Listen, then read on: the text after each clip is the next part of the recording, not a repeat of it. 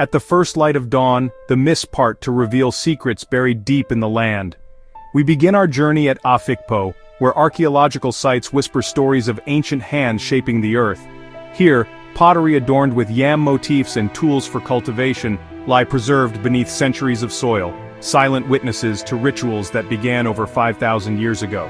A timeline unfurls, stretching back to 3000 BCE. As each era lights up, we glimpse the enduring bond between the Igbo people, the Yam, and the earth itself, an unbroken thread of reverence and survival. Yet history is more than artifacts. In the realm of myth, Ahiajoku, the Yam deity, descends from the heavens, bringing the first sacred tuber to a hungry world. By firelight, an elder's voice carries the tale of sacrifice, rebirth, and the promise of sustenance that would shape an entire civilization. From the sacrifices of Eze and Ri, whose children's graves gave rise to Yam and Cocoyam, to the earliest European chronicles and the exquisite bronzes of Igbo Ukwu, the new Yam Festival's roots run deep, anchored in both earth and spirit.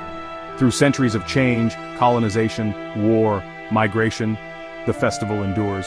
It thrives in Nigeria's heartlands and across oceans, a living tradition that binds generations. Every ritual, every song, every harvest is a testament. The new Yam Festival is not just a celebration but a passage through time, connecting the present to the ancient heartbeat of the Igbo people.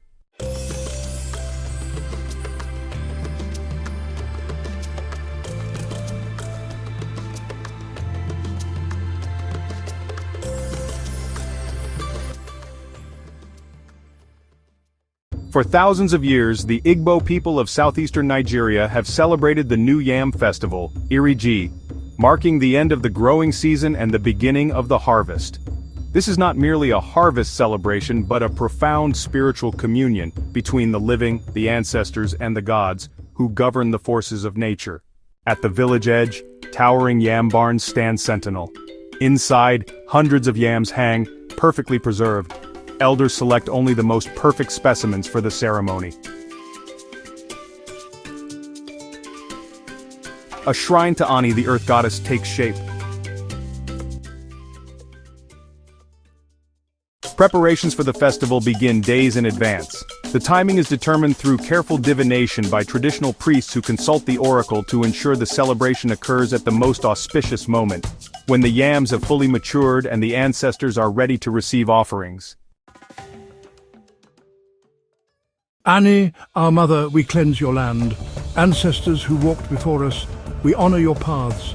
May this festival bring abundance to our children and peace to our community. Before the celebration can begin, the community must be purified. Boundaries are reaffirmed, disputes settled, and participants cleansed of spiritual impurities that might offend the ancestors and deities.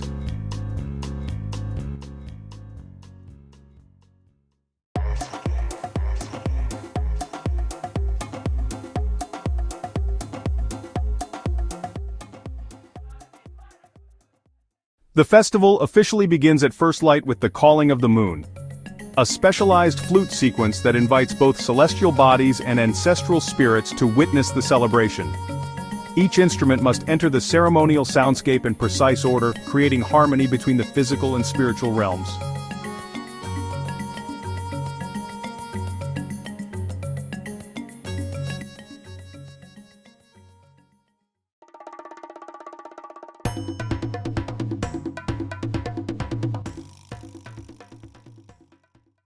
The ceremonial yams represent not just food but the community's vital connection to the earth.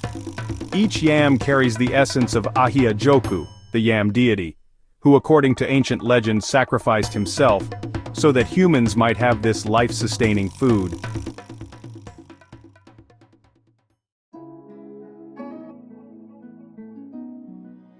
The chief priest pours libation, connecting earth and sky, past and present, in an ancient ritual of reverence and unity. Yetla, Mother of all, receive our thanks. Amadiaha, bring your rains in proper measure. Anyamu, shine your light on our crops. Ancestors who watch over us, taste this wine and bless your children. Each gesture, each word in the ceremony carries meanings refined over thousands of years. The breaking of kola nut, a sacred act of communion, the pouring of libations, establishing connections between worlds. These are not mere performances but technologies of spiritual communication.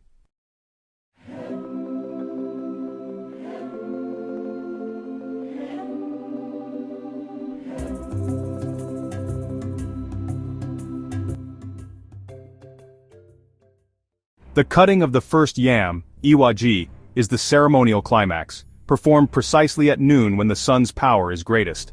Until this moment, no new yams may be eaten. This act breaks the spiritual prohibition and releases the community to enjoy the earth's bounty.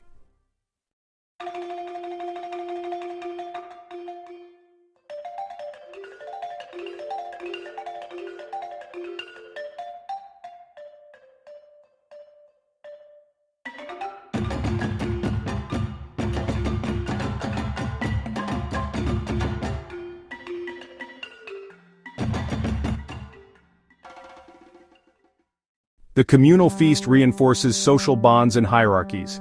Each yam preparation method, boiling, roasting, pounding, frying, represents different aspects of transformation and life stages.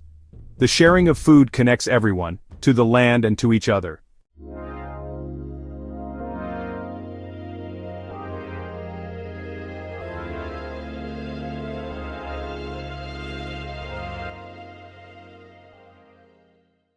The masquerades are not mere entertainers but embodiments of spirits temporarily visiting the human realm. Each movement, each gesture carries specific meanings understood by initiated members of the community. Through these performances, the invisible world becomes visible.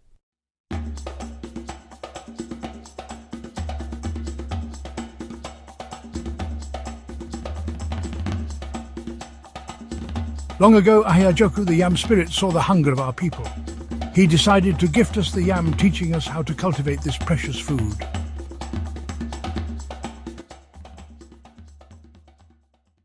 The festival is a time of multiple expressions. Physical prowess in wrestling, artistic excellence in dance, and wisdom sharing through storytelling. These activities strengthen community bonds and transmit cultural knowledge to younger generations.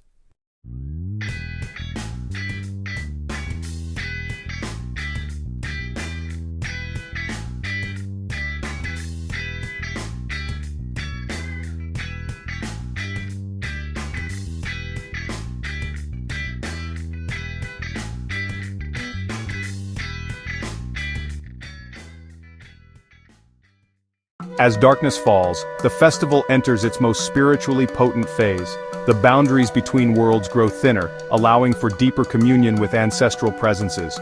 What appears as mere celebration to outsiders is, to the initiated, a sophisticated technology for maintaining cosmic harmony.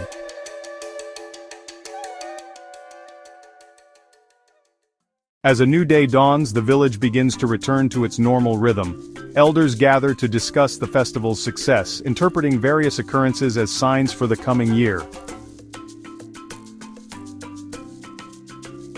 Select yams are set aside as seed for the next planting season.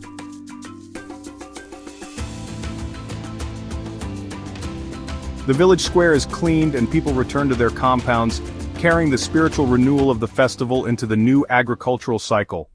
The new Yam Festival concludes having renewed the covenant between the Igbo people, their ancestors, and the earth that sustains them.